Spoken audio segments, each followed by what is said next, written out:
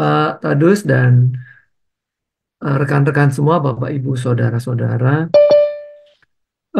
Bahan ini sebetulnya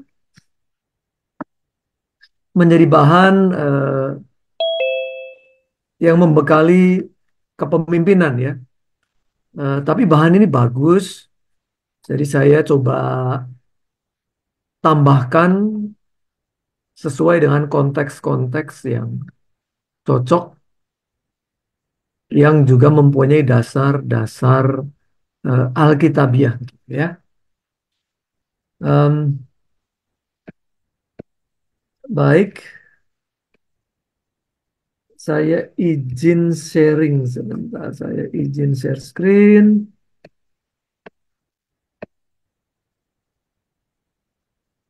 Terlihat ya, Bapak Ibu Saudara? Ya, terlihat ini Pak Rani. Oke. Em, Mungkin judulnya agak membingungkan ya. Kok bisa begitu ya? Dengan keterbatasan dan ketidakpastian itu indah begitu. Apa indahnya ya? Terbatas dan tidak pasti itu apa indahnya? Dan sering kita ingin ada di dalam situasi di mana kita tidak dibatasi dan segala sesuatunya serba pasti. Pengennya begitu. Namanya juga kepengin boleh aja.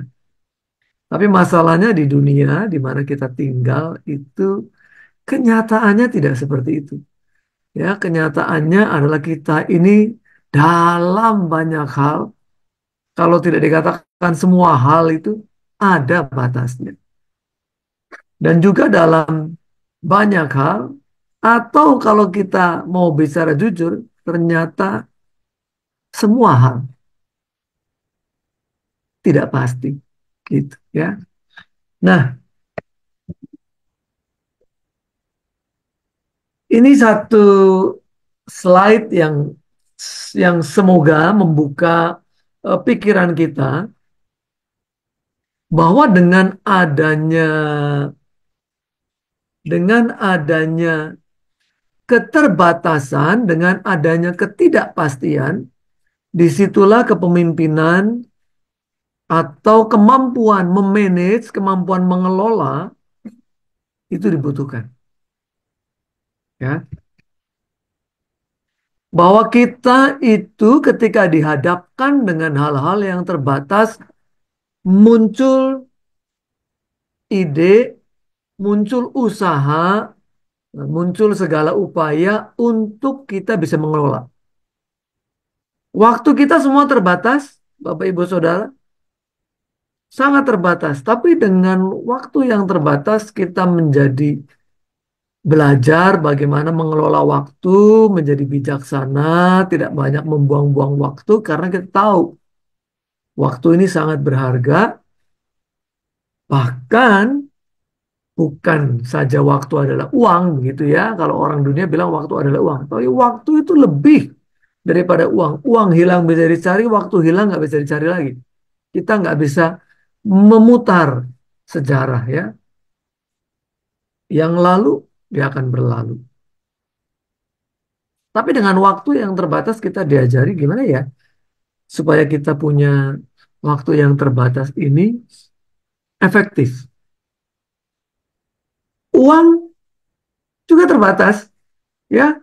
Uang kita sangat terbatas ya, apalagi kalau sudah menjelang akhir bulan ya. Ya itu dompet itu lebih besar dompetnya daripada isinya ya. Nah, jadi justru dengan uang yang terbatas kita berpikir supaya kita tidak boros, bagaimana kita mengeluarkan setiap peser uang kita itu dengan bertanggung jawab. Tapi kalau orang punya uang nggak terbatas, kecenderungannya apa? Ya pemborosan yang terjadi suka-suka, ya nggak mikir. Dan waktu kita masih anak-anak, karena kita nggak cari duit begitu, dengan mudahnya ya kita memboroskan, membeli sesuatu untuk hal-hal yang nggak berguna ya, yang nanti tiba-tiba orang tua kita marah aja ya. Nah, sumber daya hampir semua terbatas. Sumber daya hampir semua terbatas. Maka sekarang bahkan orang sudah berbicara bahwa kita ini tinggal di satu tempat yang sama. Jangan berpikir bahwa kalau kita merusak sumber daya di satu negara, negara lain tidak ada dampaknya. Kita tinggal di satu tempat yang sama namanya bumi. Gitu. Jangan berpikir bahwa ada kerusakan di sisi bumi yang lain, di sisi bumi yang lain aman-aman saja. Tidak. Yang namanya pemanasan global, yang namanya daratan mulai turun terus ya, Pulau Jawa turun terus tiap tahun berapa senti begitu, permukaan air laut naik terus, suhu udara naik terus, itu terjadi karena sumber daya yang terbatas dieksploitasi begitu rupa. Ya, hutan kita terbatas, dihajar terus ya, digunakan untuk hal-hal yang akhirnya merusak. Nah, dengan segala sesuatu yang terbatas, maka muncullah istilah prioritas. Bagaimana kita bisa memprioritaskan waktu kita untuk hal-hal yang berguna, yang tidak berguna nanti dulu atau malah dibuang ya. Nggak usah mengerjakan yang nggak berguna. Juga uang kita ada prioritasnya, mana untuk kebutuhan primer, mana kebutuhan sekunder, mana kebutuhan tersier, ya. Kalau makan aja susah, boro-boro mikirin mau hiburan ya. Hiburan itu tersier, makan nomor satu ya. Maka pemerintah kita sedang gencar-gencarnya memangkas anggaran untuk hal-hal yang lain, makan dulu ya. Ada kemudian istilah bagaimana jadwal ya. Kenapa? Karena ada keterbatasan. Kita tidak ada em, kesempatan untuk ada di dua tempat bersamaan. Kita ini posisinya terbatas, maka dibuatlah jadwal ya. Nah, perjalanan di depan kita itu tidak memberikan garansi ya bahwa itu akan selalu sesuai dengan harapan kita ya. Dengan tidak adanya garansi selangkah di depan kita apa yang terjadi, esok pagi apa yang terjadi, maka banyak sekali kebijakan kebijakan yang harus kita ambil dalam memutuskan sesuatu ya. Kenapa muncul ada istilah rencana A, rencana B, rencana C? Karena tidak ada yang pasti. Harus punya yang namanya rencana cadangan ya atau backup plan gitu. Maka perencanaan yang baik diperlukan ya. Antisipasi itu tidak terelakkan. Kita harus mengantisipasi segala sesuatu ya. Nah, bahwa karena adanya keterbatasan, karena adanya ketidakpastian, muncul kegagalan. Tapi ingat bahwa kegagalan itu adalah bagian dari proses kita hidup, menjalani hidup ini. Bahwa sukses itu bukan satu titik yang harus dicapai, tapi itu adalah perjalanan, ya. Nah, kegagalan adalah bagian penting untuk kita belajar bagaimana mengelola sumber daya lebih baik. Bagaimana mengelola keterbatasan dan ketidakpastian lebih cerdas. Bagaimana menghadapi cobaan, ujian, tantangan dengan lebih kuat, ya. Nah, ya segala macam penemuan lah ya. Kita hidup bahkan dalam hal-hal yang rohani pun ada penemuan-penemuan yang luar biasa. Begitu ya. Dan terus terjadi ya. Kalau kita bicara naskah laut mati begitu ya. Terjadi penemuan. Tapi justru menguatkan iman kita. Karena terbukti bahwa penemuan itu tidak menolak gitu ya terhadap apa yang selama ini kita pelajari justru memperkuat begitu. Segala hal, baik itu sederhana maupun sangat canggih misalnya, itu hasil dari orang-orang yang mengubah kesulitan menjadi kesempatan ya.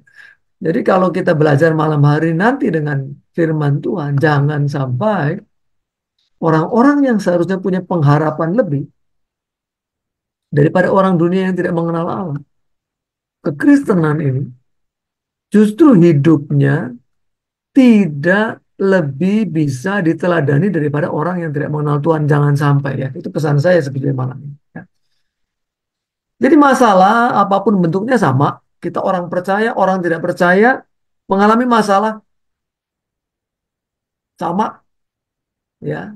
Tapi dengan masalah membuat kita berpikir keras untuk menyelesaikan bagaimana mengurangi beban masalah, bagaimana mempercepat suatu proses supaya masalah cepat selesai, bagaimana mengurangi dampak dari masalah, ya, dampak kerusakannya, bagaimana memastikan supaya ke depan nggak muncul lagi masalah yang sama, ya. Nah, kita belajar malam ini dengan bekal firman Tuhan supaya ada perbedaan antara orang yang percaya kepada Tuhan dengan orang yang hanya mengandalkan kekuatannya sendiri.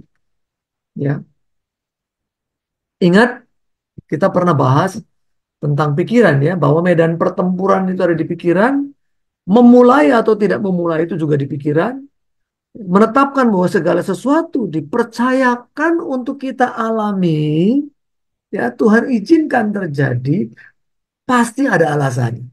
There must be a reason. Saya selalu selalu taruh itu ya sejak saya masih SMA itu pasti ada alasan. Pasti Tuhan punya alasan kenapa ini terjadi. Ya, dan itu untuk mendewasakan saya, ya, untuk kebaikan kita. Nah, ini karena saya copy paste ya dari sabda.org supaya nggak bolak-balik saya ngambil dari sana. Kecil-kecil tapi nggak apa-apa saya baca ya. Ini kisah Musa ini bagus ya, dan banyak sekali orang mengambil hanya sebagian dari firman ini untuk menunjukkan bahwa Musa dengan segala keterbatasan Tuhan pakai. Justru dengan segala keterbatasan itu, ya, Tuhan pakai untuk menunjukkan bahwa kemudian ini Musa kan luar biasa sekali ya. Musa itu di kalangan orang Yahudi itu menjadi mungkin eh, nabi yang paling top gitu ya. Nabi yang paling top karena apa? Karena Nabi Musa inilah yang menerima 10 perintah Allah. Nabi Musa yang dipakai menggunakan eh, keajaiban-keajaibannya Tuhan gitu ya. Membelah laut Kolsom begitu ya. Mengadakan mujizat melawan eh, ilah-ilah orang Mesir begitu ya. Luar biasa. Saya coba baca ini ya, dan saya akan berikan beberapa penekanan di ayat-ayat yang memang menjadi fokus malam hari ini ya. Dari Keluaran 3 sampai 4 nanti setelah slide ini ya. Lagi ia berfirman ya, Elohim Yahweh, Tuhan Allah berfirman, Akulah Allah ayahmu, Allah Abraham, Allah Ishak, dan Allah Yakub. Lalu Musa menutupi mukanya sebab ia takut memandang Allah, dan Tuhan berfirman, Aku telah memperhatikan dengan sungguh kesengsaraan umatku di tanah Mesir. Dan aku telah mendengar seruan mereka yang disebabkan oleh pengerah-pengerah mereka. Ya, aku mengetahui penderitaan mereka. Sebab itu aku telah turun untuk melepaskan mereka dari tangan orang Mesir dan menuntun mereka keluar dari negeri itu ke suatu negeri yang baik dan luas, suatu negeri yang berlimpah-limpah susu dan madunya, ke tempat orang Kanaan, orang Het, orang Amori, orang Feris, orang Hewi, dan orang Yebus. Sekarang seruan orang Israel telah sampai kepadaku, juga telah kulihat betapa kerasnya orang Mesir menindas mereka. Jadi sekarang, pergilah, aku mengutus engkau kepada Fir'aun untuk membawa umatku orang Israel keluar dari Mesir. Lihat ya, ayat 11. Tetapi Musa berkata kepada Allah, siapakah aku ini? Ya, dia merasa dirinya sangat kecil kalau harus berhadapan dengan Fir'aun. Siapakah aku ini? Maka aku yang akan menghadap Fir'aun dan membawa orang Israel keluar dari Mesir. Maka Tuhan Allah Elohim Yahweh menguatkan Musa. Lalu firman-Nya, bukankah aku akan menyertai engkau? Inilah tanda bagimu bahwa aku yang mengutus engkau Apabila engkau telah membawa bangsa itu keluar dari Mesir, maka kamu akan beribadah kepada Allah di gunung ini. Lalu Musa berkata kepada Allah, tetapi apabila aku mendapatkan orang Israel dan berkata kepada mereka, Allah nenek moyangmu telah mengutus aku kepadamu. Dan mereka bertanya kepadaku, bagaimana tentang namanya? Apakah yang harus kujawab kepada mereka? Firman Allah kepada Musa, aku adalah aku. Lagi firmannya, beginilah kau katakan kepada orang Israel itu, akulah aku, telah mengutus aku kepadamu. Selanjutnya, berfirmanlah Allah kepada Musa, beginilah kau katakan kepada orang Israel, Tuhan, Allah nenek moyangmu, Allah Abraham, Allah Ishak dan Allah Yakub, telah mengutus aku kepadamu, itulah namaku untuk selama-lamanya, dan itulah sebutanku turun-temurun. Pergilah, kumpulkanlah para tua-tua Israel dan katakanlah kepada mereka, Tuhan, Allah nenek moyangmu, Allah Abraham, Ishak dan Yakub telah menampakkan diri kepadaku, serta berfirman, aku sudah mengindahkan kamu, juga apa yang dilakukan kepadamu di Mesir. Jadi, aku telah berfirman, aku akan menuntun kamu keluar dari kesengsaraan di Mesir, menuju ke negeri orang Kanaan, orang Het, orang Amori, orang Feris, orang Hewi, dan orang Yebus, ke suatu negeri yang berlimpah-limpah susu dan madunya. Dan bila mana mereka mendengarkan perkataanmu, maka engkau harus beserta para tua-tua Israel pergi ke raja, kepada raja Mesir, dan kamu harus berkata kepadanya, Tuhan Allah orang Ibrani telah menemui kami, oleh sebab itu izinkanlah kiranya kami pergi ke padang gurun 3 hari perjalanan jauhnya, untuk mempersembahkan korban kepada Tuhan Allah kami. Tetapi aku tahu bahwa Raja Mesir tidak akan membiarkan kamu pergi kecuali dipaksa oleh tangan yang kuat. Tetapi aku akan mengacungkan tanganku dan memukul Mesir dengan segala perbuatan yang ajaib yang akan kulakukan di tengah-tengahnya. Sesudah itu, ia akan membiarkan kamu pergi. Dan aku akan membuat orang Mesir bermurah hati terhadap bangsa ini. Sehingga apabila kamu pergi, kamu tidak pergi dengan tangan hampa. Tetapi tiap-tiap perempuan harus meminta dari tetangganya dan dari perempuan yang tinggal di rumahnya barang-barang perak dan emas dan kain-kain yang akan kamu kenakan kepada anak-anakmu lelaki dan perempuan. Demikianlah kamu akan merampasi orang Mesir itu. Lihat ya, Musa dengan keterbatasannya, ya dia mengatakan, siapakah aku ini? Aku ini nggak layak, nggak level menghadap Fir'aun. Betapa Tuhan Allah berusaha meyakinkan Musa. Ya, Musa cuma ngomong satu kalimat. Tuhan Allah memberikan kekuatan panjang sekali. Apakah kemudian Musa menjadi kuat? Ya, setelah dikasih banyak sekali kata-kata yang menguatkan oleh Tuhan Allah kita. Ternyata masih enggak loh. Maafin saudara ya. Jadi sekelas Nabi Musa ya, yang dimaksud oleh orang-orang Yahudi ini bahkan nabi yang paling top begitu ya. Nabi yang paling top lah. Ternyata juga sama seperti kita, rasa ciut, rasa kecil menghadapi masalah yang besar. Bahkan ketika firman itu sudah dicurahkan terus kita dengar ya, dengar khotbah, dengar dari apalagi dari discipleship tiap malam dengar firman. Masih rasa ciut menghadapi tantangan, menghadapi keterbatasan, menghadapi ketidakpastian.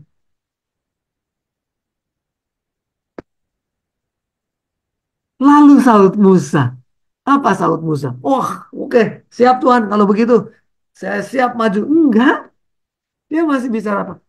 Bagaimana jika mereka tidak percaya kepadaku dan tidak mendengarkan perkataanku? Melainkan berkata, "Alah, bohonglah itu. Mana ada Tuhan menampakkan diri kepadamu? Tuhan tidak menampakkan diri kepadamu." Lalu Tuhan apa? Berfirman kepadanya, "What is in your hands?" Ya, apa yang ada di tanganmu? Apa yang ada di tanganmu itu? Jawab Musa, "Tongkat." Firman Tuhan, "Lemparkanlah itu ke tanah."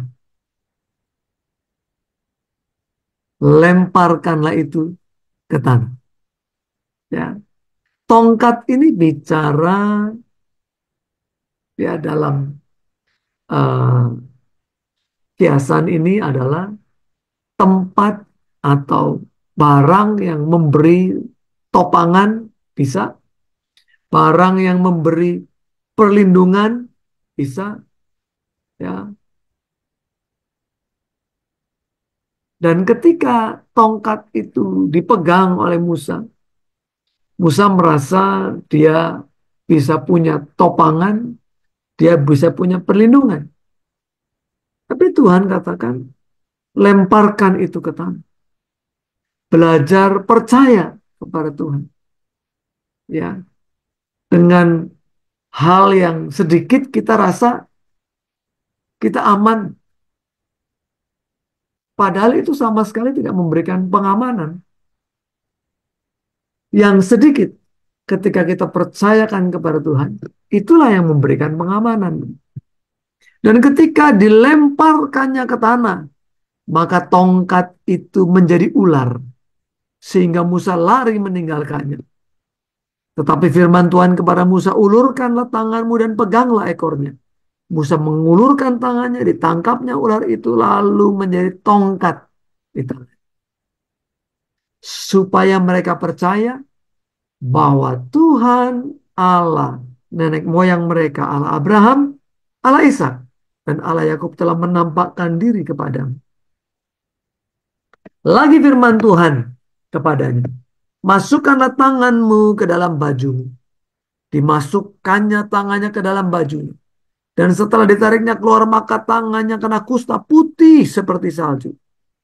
Sesudah itu firman-Nya, "Masukkanlah tanganmu kembali ke dalam bajumu." Musa memasukkan tangannya kembali ke dalam bajunya.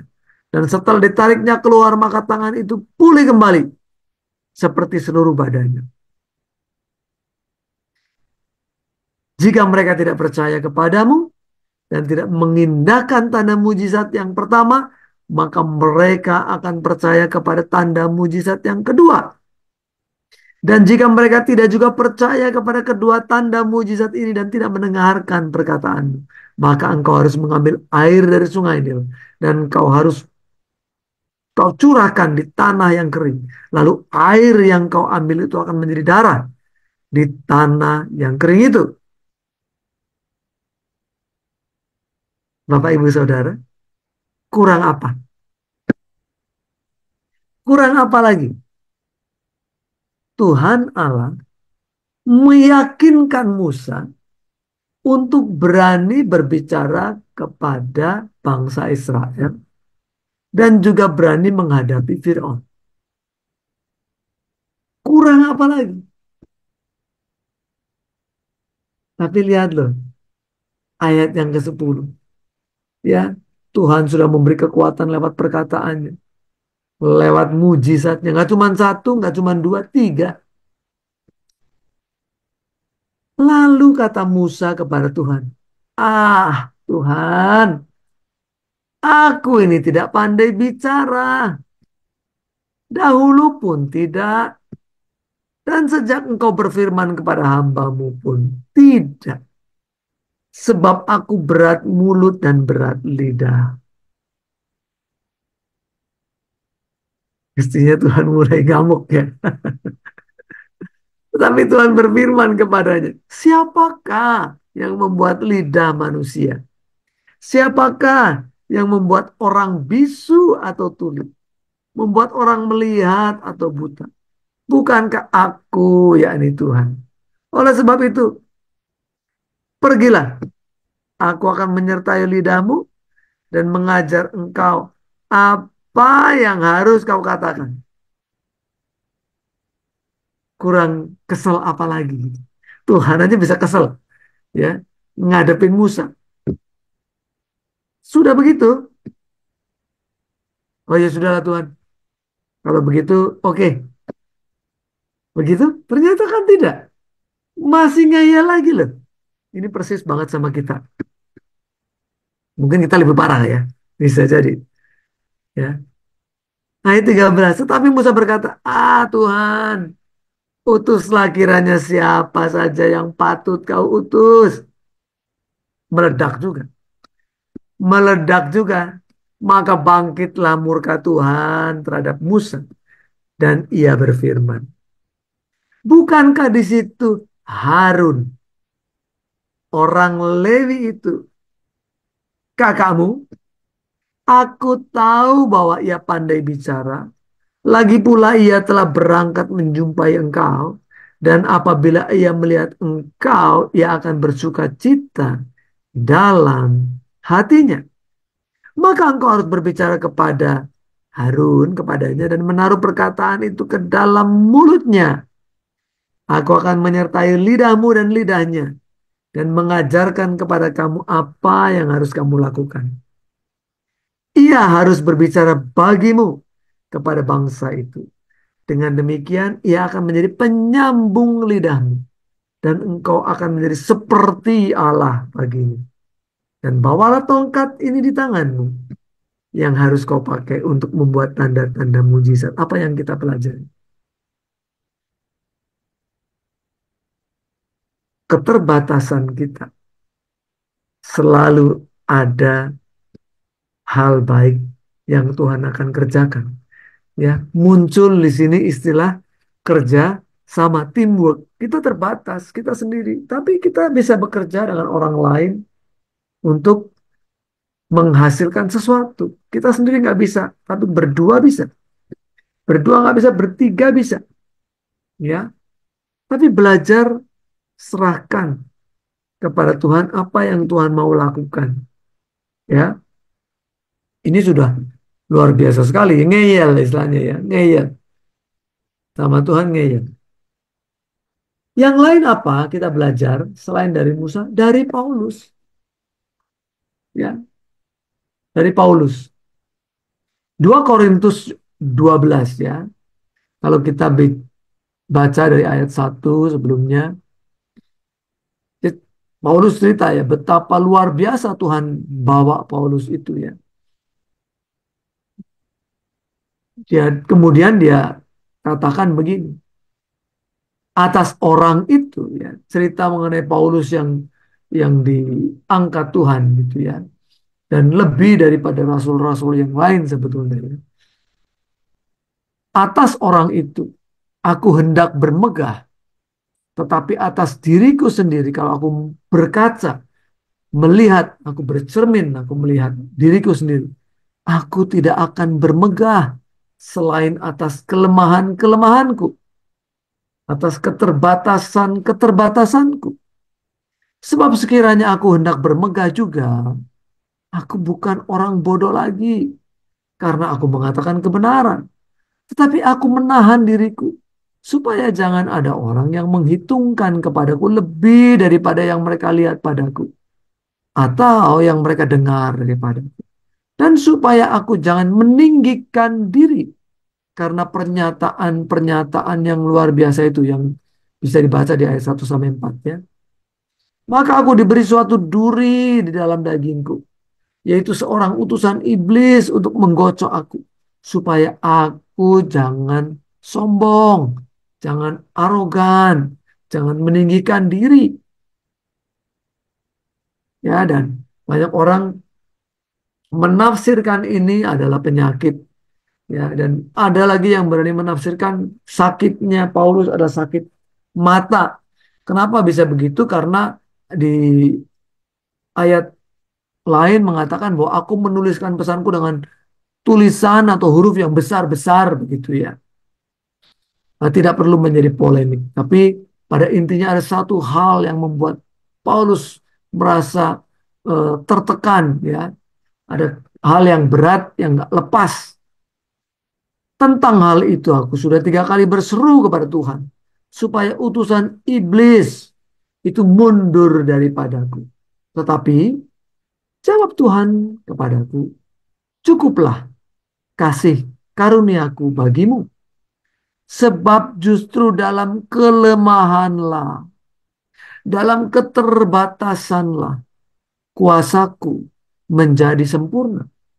Sebab itu terlebih suka aku bermegah atas kelemahanku, supaya kuasa Kristus turun menaungi aku.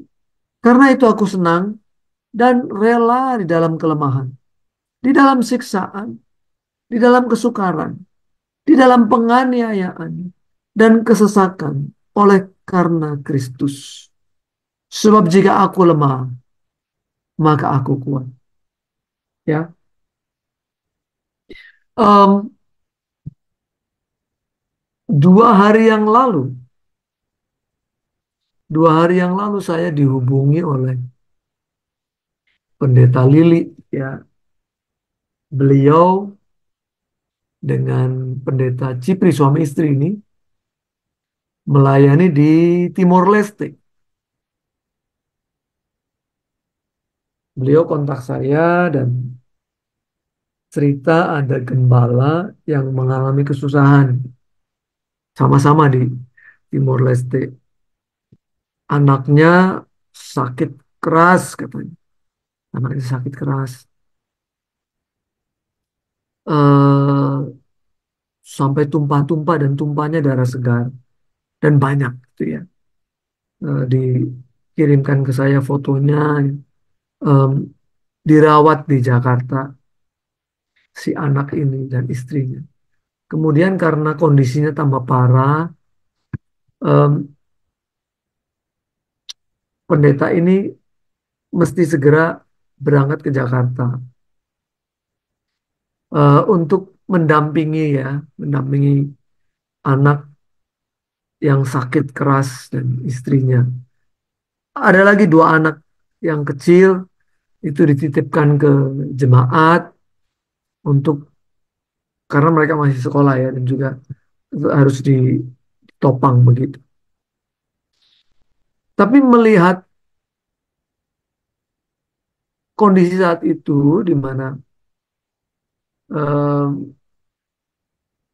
saya dimintai untuk menolong karena mau berangkat ke Jakarta tidak punya dana sama sekali. Ya, tidak punya dana sama sekali.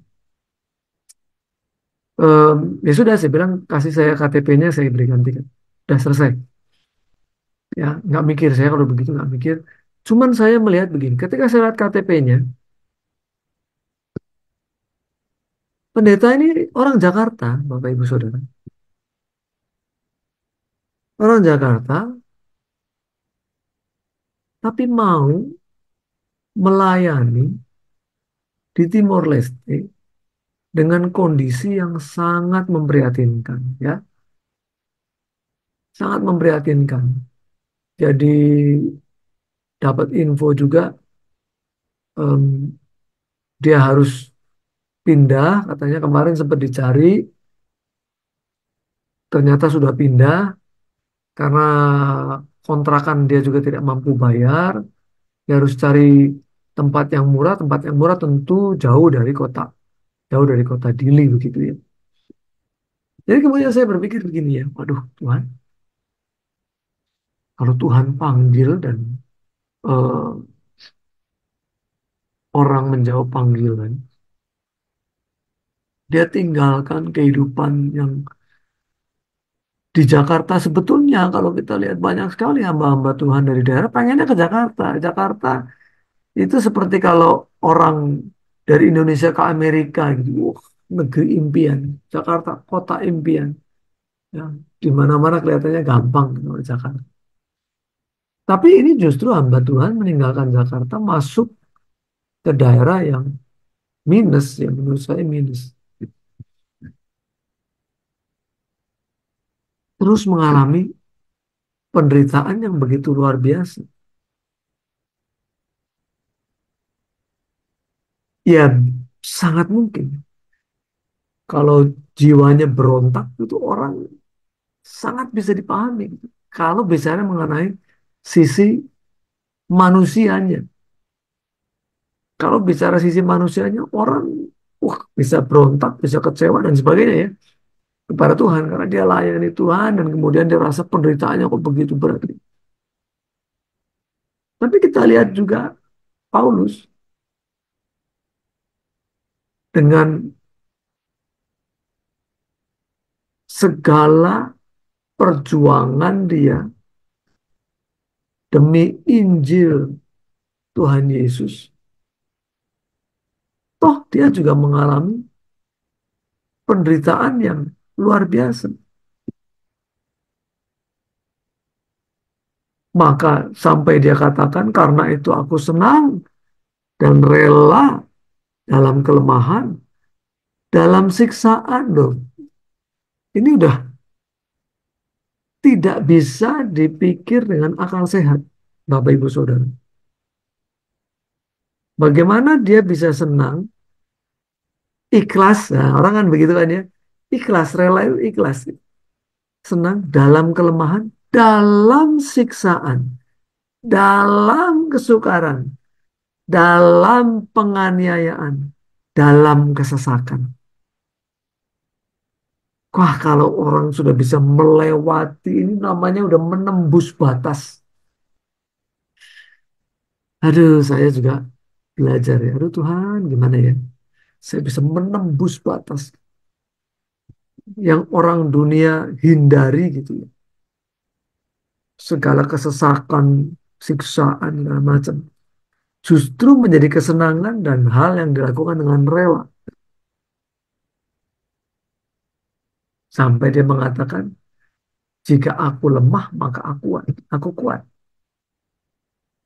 Jika aku disudutkan dari berbagai segi, jika aku dibatasi dari berbagai segi, sangat sulit untuk bergerak. Tapi justru aku makin kuat karena aku makin mengandalkan Tuhan. Orang yang punya segala-galanya, dia orang yang akan jauh dari Tuhan. Maka sering dikatakan keadaan yang kondusif untuk membangun iman justru adalah keadaan-keadaan sulit, keadaan pahit, keadaan getir. Itu suasana yang kondusif untuk membangun iman, untuk hanya bisa berserah kepada Tuhan. Kenapa? Berharap kepada dokter, dokter bilang it's terminal illness. Namanya terminal illness itu sakit yang nggak ada obatnya. Tinggal tunggu mati. Mau beli obat, nggak ada obat yang bisa menyembuhkan. Ya, mau ke luar negeri, nggak ada juga obatnya. Obatnya apa? Ya udah habis itu berserah kepada Tuhan. Justru dalam keterbatasan kita itu makin dekat sama Tuhan. Tapi dalam keadaan berlimpah biasanya orang jauh dari Tuhan. Maka itulah indahnya keterbatasan. Dalam segala hal yang nggak pasti, kita makin berharap kepada Tuhan. Nggak ada yang lain yang bisa diharapkan. Ya, kita tidak dalam kondisi peperangan. Tapi coba kita ada di Ukraina, di Ukraina. Kita ada di Gaza, misalnya begitu ya. Yang setiap saat bom bisa jatuh di mana kita berada. Nggak ada yang pasti besok kita masih hidup. Yang bisa dilakukan apa? Berdoa, berdoa, dan berdoa. Nggak ada lagi yang bisa diandalkan. Maka itulah keindahan, keterbatasan dan ketidakpastian. Tapi ini namanya against all odds ya. Eh, Kadang-kadang justru hal-hal seperti itu membuatnya nggak mungkin jadi mungkin. Nggak mungkin lah. Tapi kenyataannya mungkin.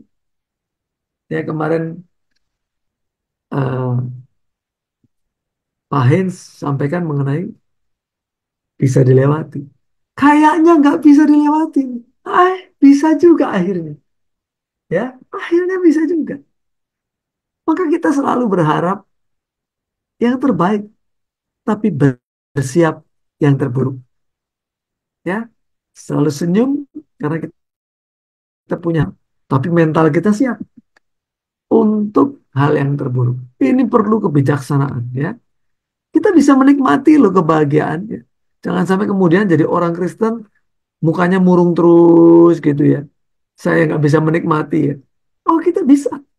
Kita bisa menikmati kebahagiaan tapi tidak larut di dalamnya. Ya, karena kita tahu tidak ada pesta yang tidak berakhir gitu. Di sisi yang lain kita bisa merasakan kesedihan orang, kita bisa berempati ya. Di dunia yang kasih kebanyakan orang makin dingin, kita tidak. Kita bisa merasakan kesedihan orang lain, tapi juga tidak larut di dalamnya. Tidak sedih berbulan-bulan bertahun-tahun ya. Kita adalah pembelajar seumur hidup. Kita menghadapi permasalahan, kita belajar. Dan tidak ada tempat lain yang lebih baik daripada belajar kepada Tuhan Yesus. Ya. Matius ini bukan Mas ya, Matius 11 ya kan katakan, pikulah ya yang kupasang kepadamu, karena kuk yang kuberikan itu ringan ya, enak dipakainya, itu enak nyaman. Belajarlah kepadaku karena aku rendah hati. Keterbatasan dan ketidakpastian akan mengajar kita tentang kerendah hatian. Ya, maka di dalam undangan Tuhan Yesus Matius 11 itu, belajarlah kepadaku karena aku lemah lembut, aku rendah hati. Orang yang rendah hati berani minta tolong. Kita berani menolong, kita berani juga minta tolong. Nggak ada rasanya gitu, aduh, masa sih minta-minta tolong. Dalam kondisi tertentu keterbatasan kita bisa minta tolong, tapi minta tolong yang terbaik kepada Tuhan. Ya. Kita berani minta maaf. Dan minta maaf ini bisa menyelesaikan banyak masalah. Kenapa perkawinan bisa langgeng? Kalau suami dan istri berani minta maaf. Tapi begitu suami tidak pernah minta maaf merasa benar. Atau sebaliknya istri tidak pernah minta maaf karena selalu merasa benar. Bubar. Ya, bubar. Kita berani memperbaiki. Karena tahu kita ini kurang. Dan kita membuat hidup ini penuh semangat kebersamaan. Ya kayak tadi nih, Musa sama Harun. Saling menopang. Kisah Tuhan Yesus sendiri, kisah Tuhan Yesus sendiri kisah yang sangat sangat memprihatinkan ya. Itu isinya cuma penolakan demi penolakan loh. Ya kan? Orang mau nolong ditolak. Bangetan ya. Bahkan yang menolong disalibkan oleh yang ditolong kan. Nggak masuk akal bener gitu. Itu orang-orang itu ya. Jadi penolakan waktu kelahirannya pun sudah ditolak sebagai, mungkin di sana ceritanya anak haram, ya kan? Loh, Maria kok hamil di luar nikah? Misalnya begitu ya. Sudah mengalami penolakan ini, melarikan diri gitu ya.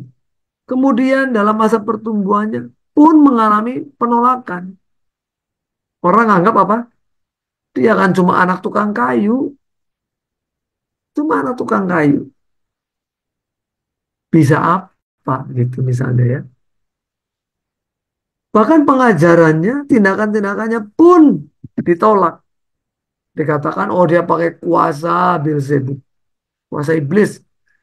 Oh, dia men mencemooh Allah ya. Oh, dia melawan hukum Taurat. Ditolak semuanya. Udah begitu. Bayangin loh, dari lahir, remaja, menjadi rabi yang mengajar. tolak terus, tolak, tolak, mati pun masih dalam kondisi yang ditolak. Karena kematian di kayu salib adalah kematian, bukan cuma kematian yang paling mengerikan, paling menyakitkan, juga paling memalukan. Karena dipertontonkan. Ya, luar biasa penolakannya loh. Ya, luar biasa penolakannya. Tapi hebat dan dahsyatnya, Tuhan kita Yesus tidak pernah berpikir berhenti. Aduh, kalau begini ditolak begini capek deh. Enggak ya. Sampai akhir hayatnya dia selesaikan tugasnya untuk tebus dosa manusia dan selamatkan jiwa-jiwa yang terhilang. Enggak berhenti dengan segala penolakan, dengan segala kesulitan yang maha hebat, maha dahsyat kesulitan. Dia selesaikan. Yang terakhir, ini slide terakhirnya. Kita kan nggak bisa milih situasi, Bapak Ibu Saudara. Apa yang terjadi dalam hidup kita, kita nggak bisa pilih. Ya. Dan ketika kita nggak bisa pilih situasi di sekitar kita, yang bisa kita pilih apa? Respon. Bagaimana kita memberikan respon terhadap situasi di sekeliling kita? Ya, apakah pahit? Ya, respon kita pahit, respon kita benci, respon kita dendam. Silakan pilih gitu. Atau kita memilih seperti Paulus. Atau kita memilih seperti Musa, akhirnya kita lepaskan tongkat kita. Yang menjadi pegangan kita, kita lepas, kita serahkan kepada Tuhan.